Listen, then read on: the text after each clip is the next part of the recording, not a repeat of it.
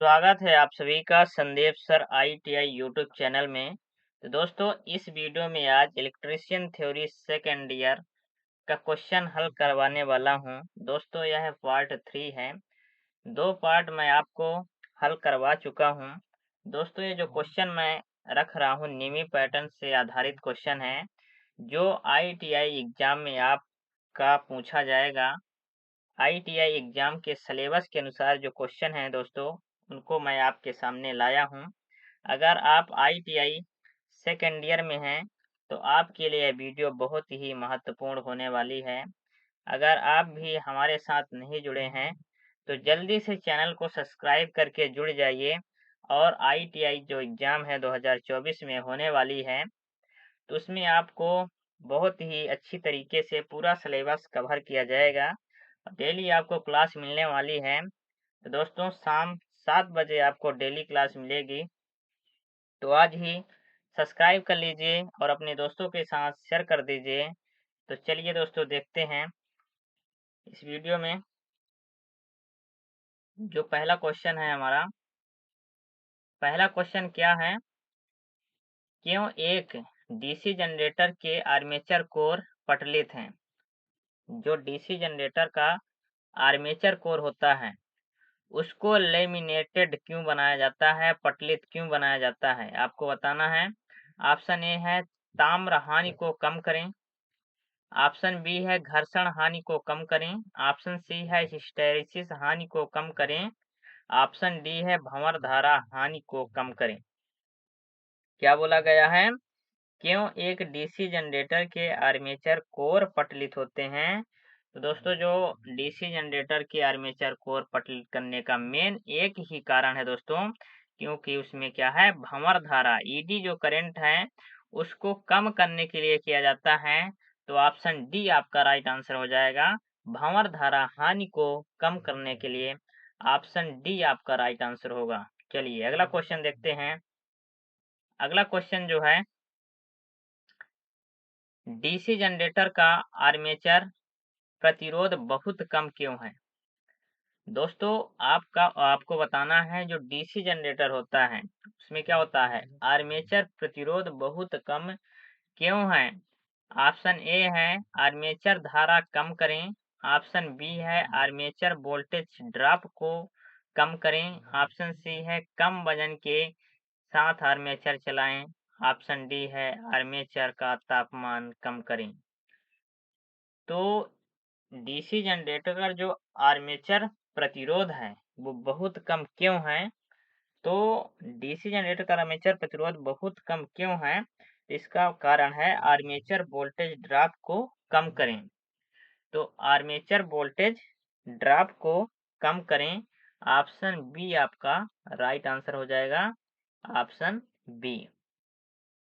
अगला क्वेश्चन है, अगला क्वेश्चन जो है वो है डीसी जनरेटर को घड़ी की दिशा में क्यों चलाना चाहिए।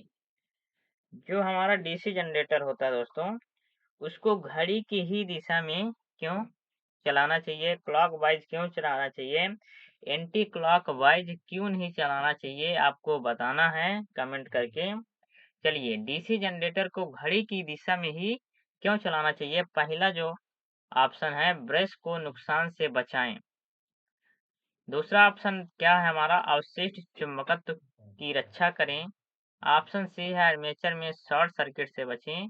ऑप्शन डी है जनरेटर अतिभारित करने से बचें। तो डीसी जनरेटर को घड़ी की दिशा में क्यों चलाना चाहिए, तो इसका मेन एक ही कारण है दोस्तों, वो कारण है अवशिष्ट चुंबकत्व की रक्षा करें।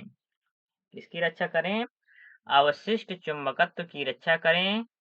तो दोस्तों अगर आपको अवशिष्ट चुंबकत्व की रक्षा करना है तो आपको डीसी जनरेटर को घड़ी की दिशा में ही चलाना पड़ेगा। अगर आप जनरेटर को क्या करेंगे घड़ी की विपरीत दिशा में चला देंगे, एंटी क्लॉकवाइज चला देंगे, तो क्या होगा अवशिष्ट चुंबकत्व जो है वो खत्म हो जाएगा। तो चलिए अवशिष्ट चुंबकत्व की रक्षा करने के लिए ये प्रक्रिया किया जाता है। अगला क्वेश्चन है,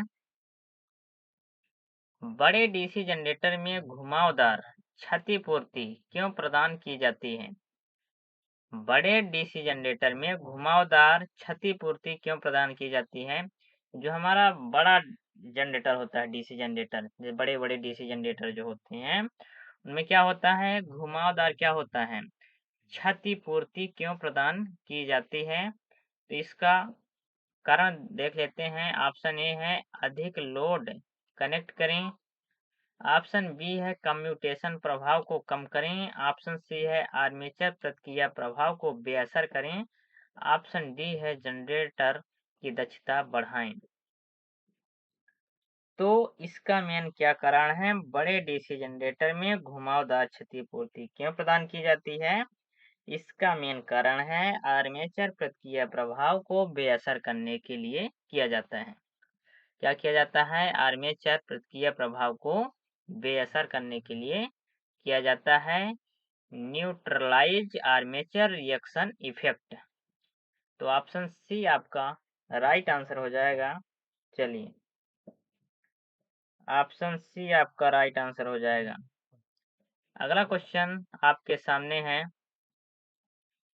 अगला क्वेश्चन क्या कह रहा है, डीसी जनरेटर के वोल्टेज का निर्माण करने में विफल होने का क्या कारण है? डीसी जनरेटर के वोल्टेज का निर्माण करने में विफल होने का क्या कारण है? दोस्तों, अगर कोई डीसी जनरेटर है, वो वोल्टेज नहीं बना रहा है, वोल्टेज निर्माण नहीं कर रहा है, तो इसका मेन कारण क्या हो सकता है? इसका मेन कारण क्या हो सकता है? चलिए ऑप्शन में देखते हैं क्या इसका मेन कारण होता है। ऑप्शन ए है ढीले ब्रश संयोजन। ऑप्शन बी है आर्मेचर प्रतिरोध अधिक है। ऑप्शन सी फील्ड प्रतिरोध क्रांतिक प्रतिरोध से ऊपर है। Option D prime mover rated गति से ऊपर चल रहा है। तो जो डीसी जनरेटर के वोल्टेज निर्माण करने के विफल होने का मेन कारण जो है, वो क्या होता है, जो हमारा होता है डीसी जनरेटर के वोल्टेज का निर्माण करने में विफल होने का कारण जो होता है, फील्ड प्रतिरोध जो होता है, फील्ड प्रतिरोध क्रांतिक प्रतिरोध से अगर ऊपर हो जाए तो क्या होगा, हमारा डीसी जनरेटर वोल्टेज नहीं बना पाएगा। यही मेन कारण होता है। फील्ड प्रतिरोध जो होता है वो क्रांतिक प्रतिरोध से ऊपर है। अगर फील्ड प्रतिरोध क्रांतिक प्रतिरोध से ऊपर हो जाता है तो क्या होगा, जो डीसी जनरेटर है वो वोल्टेज बनाने में विफल रहेगा। तो इसका मेन यही कारण है। यह आईटीआई एग्जाम में कई बार पूछा गया क्वेश्चन है, तो इसको जरूर याद करिएगा। अगला क्वेश्चन देखते हैं। अगला क्वेश्चन हमारा पूछा है, जनरेटर का नाम क्या है यदि इसका क्षेत्र आर्मेचर के समांतर जुड़ा हुआ है? क्या बोल रहा है, जनरेटर का नाम क्या है यदि इसका क्षेत्र, क्षेत्र मतलब फील्ड वाइंडिंग, आर्मेचर के क्या है, समानांतर में जुड़ा है। समांतर में जब जुड़ा है तो हमारा जनरेटर का नाम क्या होगा? हमारा जनरेटर का नाम होगा, ऑप्शन देखते हैं। ऑप्शन ए है शंट जनरेटर। ऑप्शन बी है श्रेणी जनरेटर। ऑप्शन सी है यौगिक जनरेटर। ऑप्शन डी है स्वयं उत्तेजित जनरेटर, सेल्फ एक्साइटेड जनरेटर। तो जनरेटर का नाम क्या है यदि इसका क्षेत्र आर्मेचर के समांतर में जुड़ा हो? आपको याद रखने की बात है दोस्तों, यह क्वेश्चन कई बार दोस्तों आईटीआई एग्जाम में पूछा गया है, रिपीटेड क्वेश्चन है, तो इसका चांस बहुत होता है दोस्तों पूछने की। तो इसको आपको जरूर याद करना है। अगर जनरेटर का आर्मेचर जो है वो फील्ड के किसमें हो, समांतर में हो, तो जनरेटर कौन कहलाएगा? तो वो जनरेटर हमारा हो जाएगा शंट जनरेटर। कौन सा होगा? शंट जनरेटर वो हमारा हो जाएगा। शंट जनरेटर आप देखेंगे तो कुछ इस तरह से रहेगा। यहाँ हमारी फील्ड वाइंडिंग रहेगी, ठीक, फील्ड वाइंडिंग, ठीक। और ये हमारा जो है इधर हमारा आर्मेचर रहता है समांतर में। तो इसीलिए हम क्या कहते हैं इसको शंट जनरेटर। इसका नाम क्या हो जाएगा हमारा शंट जनरेटर, ये हमारा हो जाएगा। तो शंट जनरेटर कहते हैं। चलिए अगला क्वेश्चन देखते हैं क्या बोल रहा है। अगला क्वेश्चन बोल रहा है डीसी जनरेटर में पोल शू का उद्देश्य क्या है। दोस्तों सभी का उद्देश्य होता है, तो ऐसे में डीसी जनरेटर में जो पोल शू होता है उसका मेन उद्देश्य क्या होता है, उसका कार्य क्या होता है, चलिए आपको बताना है।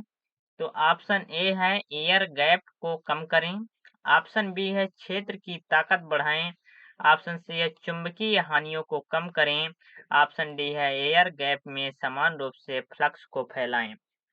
क्या बोल रहा है डीसी जनरेटर में पोल शू। पोल शू आप सभी लोग जानते होंगे, अगर आप डीसी जनरेटर देखे होंगे, जो योक होता है, बॉडी होता है, उसके नीचे लगाया जाता है दोस्तों पोल शू। तो उसमें आपको बताना है उसका मेन उद्देश्य क्या होता है, इसका बताना है। पोल शू का मेन उद्देश्य क्या होता है, एयर गैप में समान रूप से फ्लक्स को फैलाएं।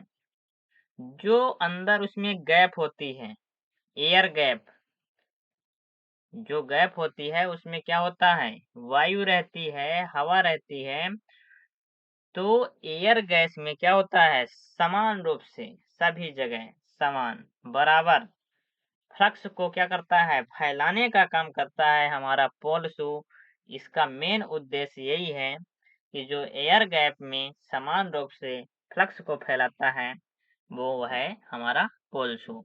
तो ऑप्शन डी आपका राइट आंसर हो जाएगा, एयर गैप में समान रूप से फ्लक्स को फैलाएं। चलिए अगला क्वेश्चन देखते हैं। अगला क्वेश्चन बोल रहा है डीसी जनरेटर में स्लिप रिंग का क्या कार्य है। दोस्तों अभी आपसे पोल शू का मेन उद्देश्य पूछा गया। अब हमारा क्वेश्चन है डीसी जनरेटर में जो होता है वो स्लिप रिंग का कार्य क्या होता है, स्लिप रिंग क्यों लगाया जाता है, उसका कार्य क्या होता है, उसका क्या मेन उद्देश्य है। तो चलिए ऑप्शन में देखते हैं इसका क्या कार्य होता है। ऑप्शन ए है निरंतर वोल्टेज बनाए रखें, ऑप्शन बी है धारा को एक दिशा में एकत्र करता है, ऑप्शन सी है ब्रश पर वोल्टेज ड्रॉप को कम करता है, ऑप्शन डी है रेटेड की तुलना में टर्मिनल वोल्टेज बढ़ाता है। क्या होता है दोस्तों, जो हमारा डीसी जनरेटर में स्लिप रिंग लगी होती है उसका मेन कार्य क्या होता है। जो डीसी जनरेटर में स्लिप रिंग लगी होती है वो धारा को एक दिशा में एकत्र करता है। क्या करता है, collect the current in directly only. तो इसका जो मेन कारण होता है धारा को एक दिशा में एकत्र करता है। तो इसका राइट आंसर क्या हो जाएगा हमारे पास, ऑप्शन बी। ऑप्शन बी आपका राइट आंसर होगा, ऑप्शन बी। चलिए अगला क्वेश्चन देखते हैं। ये हमारा प्यारा क्वेश्चन है दोस्तों। यह दोस्तों आईटीआई एग्जाम में कई बार पूछा गया दोस्तों, बहुत बार रिपीटेड क्वेश्चन है। तो दोस्तों इसको आप जरूर देखिएगा। क्या बोल रहा है, जनरेटर में ब्रश बनाने के लिए किस सामग्री का उपयोग किया जाता है। दोस्तों अगर आप जनरेटर का पार्ट बना रहे हैं और आपको अगर ब्रश बनाना पड़ जाए, क्या बनाना है आपको, ब्रश बनाना है, तो आपको कौन सा मटेरियल का उपयोग करेंगे ब्रश बनाने के लिए, ताकि अच्छा ब्रश बन सके। तो ऑप्शन में देखते हैं, ऑप्शन ए है स्टील और ग्राफाइट, ऑप्शन बी है कार्बन और ग्राफाइट, ऑप्शन सी है ढलवा लोहा और ग्राफाइट, ऑप्शन डी है एल्युमिनियम और ग्राफाइट। तो दोस्तों जो मटेरियल ब्रश के लिए अच्छी होगी उसी से हम बनाएंगे। तो आपको कमेंट करना है कि आप किस मटेरियल के ब्रश बनाएंगे। अपने माइंड से आपको क्या करना है, कमेंट करना है। मैं आपको इसका आंसर बताता हूँ। आपको जो ब्रश बनाने की मटेरियल है वो किसका उपयोग किया जाता है। तो ब्रश बनाने की जो मटेरियल होती है दोस्तों, वो होती है कार्बन और ग्राफाइट। जो डीसी जनरेटर में ब्रश बनाया जाता है दोस्तों, वो कार्बन और ग्राफाइट का बनाया जाता है। चलिए अगला क्वेश्चन देखते हैं, अगला क्वेश्चन क्या बोल रहा है। ये दोस्तों लास्ट क्वेश्चन है, इसको आपको जरूर कमेंट करना है, इसका राइट आंसर क्या होगा। क्या बोल रहा है, क्यों डीसी जनरेटर अपने अवशिष्ट चुंबकत्व खो देता है। दोस्तों आपको बताना है, डीसी जनरेटर जो होता है वो अपना अवशिष्ट चुंबकत्व क्यों खो देता है। अभी पिछला क्वेश्चन आया था दोस्तों कि अगर हमें अवशिष्ट चुंबकत्व की रक्षा करनी है तो हमें जो है वो जनरेटर को किस दिशा में घुमाना चाहिए, वो क्वेश्चन आया था। उसी से रिलेटेड ये क्वेश्चन आपका बना है, तो इसका आपको आंसर आना चाहिए। तो आप कमेंट कीजिए इसका राइट आंसर क्या होगा। चलिए ऑप्शन देखते हैं। ऑप्शन ए है भार में भारी शॉर्ट सर्किट। ऑप्शन बी है बिना लोड के लगातार चल रहा है। ऑप्शन सी है बिना रुके रुके के लगातार चलना। ऑप्शन डी है रोटेशन की दिशा अक्सर बदलती है। तो जनरेटर में क्या होता है, क्यों डीसी जनरेटर अपने अवशिष्ट चुंबकत्व तो क्या करता है, खो देता है। मैं आपको अभी पिछला क्वेश्चन में बताया था कि अगर अवशिष्ट चुंबकत्व को बचाना है आपको, तो जो जनरेटर होता है उसको घड़ी की दिशा में घुमाया जाता है। अगर आप घड़ी की विपरीत दिशा में घुमा देते हैं तो आपका जो अवशिष्ट चुंबकत्व है डीसी जनरेटर का, वो खत्म हो जाएगा, खो देगा। तो यही मेन कारण है। क्या होता है, रोटेशन की दिशा अक्सर बदलती रहती है। जब रोटेशन की दिशा बदल जाती है तो क्या होता है, डीसी जनरेटर हमारा जो होता है वो अपना अवशिष्ट चुंबकत्व खो देता है। तो इसका राइट आंसर हमारे पास क्या होगा, रोटेशन की दिशा अक्सर बदलती रहती है। चलिए एक क्वेश्चन मैं आपको देता हूँ होमवर्क के लिए, इसको आप कमेंट जरूर कीजिएगा। अगर ये क्वेश्चन मैं आपको फिर अगली वीडियो में बताऊंगा इसका आंसर क्या है, आप कमेंट कर दीजिए इसका आंसर क्या होगा। आपके लिए यह क्या है, होमवर्क है। एक जनरेटर में योक और ध्रुव के माध्यम से चुंबकीय सर्किट कैसे पूरा होता है। क्या बोला गया है, एक जनरेटर में योक योक जो होती है वो बॉडी होती है, और ध्रुव जो होता है वो पोल होता है। ध्रुव के माध्यम से चुंबकीय सर्किट कैसे पूरा होता है। इसमें ऑप्शन देखते हैं। ऑप्शन ए है क्षेत्र कुंडली। ऑप्शन बी है आर्मेचर कोर। ऑप्शन सी है पटली पोल कोर। ऑप्शन डी है आर्मेचर में बाइंडिंग कंडक्टर। इसको आपको क्या करना है, कमेंट करना है। कमेंट करना है आप सभी को इसका राइट आंसर क्या होगा। तो दोस्तों आज के लिए बस इतना ही। अगर वीडियो पसंद आई हो तो लाइक और चैनल को सब्सक्राइब करना ना भूलिएगा। और डेली आपको 7 बजे जुड़ना है शाम के, और अपनी जो ITI की परीक्षा है उसको तगड़ी तैयारी करनी है दोस्तों। तभी अगर आपका ITI जो है उसमें रिजल्ट आपका अच्छा आ जाता है तो आपको आगे बहुत दोस्तों बेनिफिट मिलने वाले हैं। आपको कठिनाइयों का सामना नहीं करना पड़ेगा। आप अगर अप्रेंटिस करेंगे तो आपका अगर हाई परसेंट रहेगा तो तुरंत आपको सिलेक्शन दिया जाएगा, आप जिस पोस्ट पर अप्लाई करेंगे। तो दोस्तों यही बेनिफिट है। आपको लगातार आपको कोशिश करनी है कि मैक्सिमम से मैक्सिमम आपका स्कोर हो सके। दोस्तों आप लगातार जुड़िए 7 बजे, शाम 7 बजे आपको जुड़ना है। तो दोस्तों चलिए मिलते हैं कल शाम 7 बजे की क्लास में दोस्तों।